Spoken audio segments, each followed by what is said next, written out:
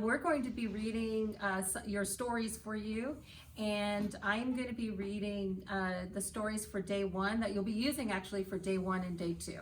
So the first story that I'm going to be reading is Look Who's Talking, and then the second one will be Head Count. All right, so look who's talking.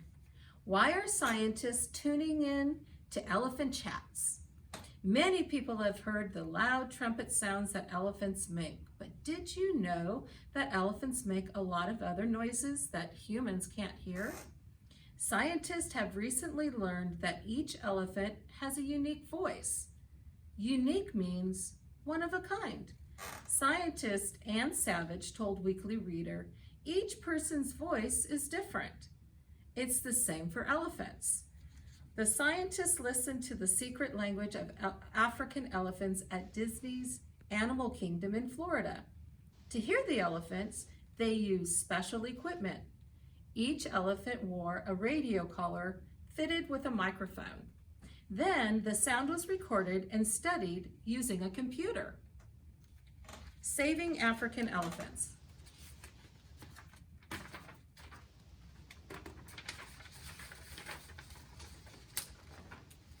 African elephants are endangered or at risk of dying out. In the past, people have hunted the elephants for their ivory tusks. Today, that practice is not allowed in most African countries. However, some people ignore the laws and still hunt elephants. The huge animals are also endangered because people build homes and farms in areas where elephants live. Well, did you know? African elephants are the largest living land animals. The average male weighs more than 4 cars. An African elephant never sweats.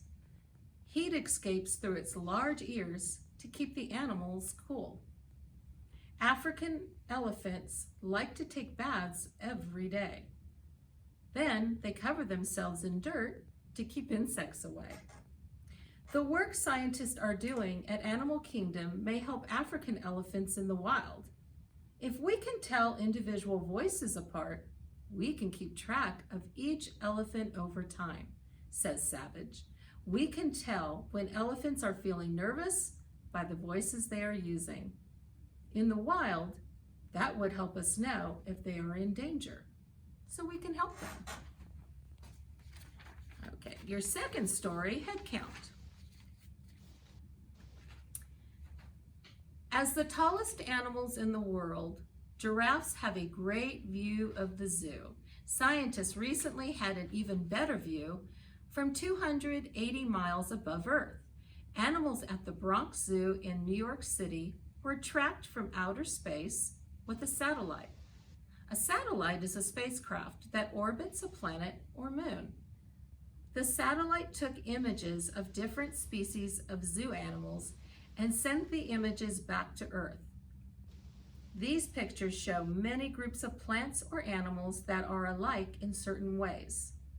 Scientists studied the images to see how well the satellite could spot different species. So far, scientists are pleased with the results. They hope to use the satellite to track endangered animals in faraway places in the wild. Endangered animals are at risk of becoming extinct or dying out completely. Currently, people track animals either by foot or by airplane. Scientists think that using a satellite to track animals will be both easier and cheaper. So, future plans. Taking a count is the first step in finding out if a species is in danger of extinction. Scientist Scott Bergen told Weekly Reader. Along with counting endangered animals, scientists want to learn where they migrate. When animals migrate, they move from one place to another. Why do scientists want to learn where animals migrate?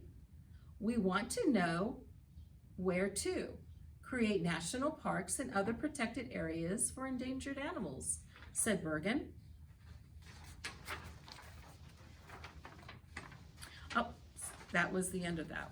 Okay, so one thing I wanted to remind you though, as I noticed, make sure you're looking at your illustrations your captions to see if there's any information there for your questions and answers. All right, boys and girls, I hope you enjoyed both of those stories.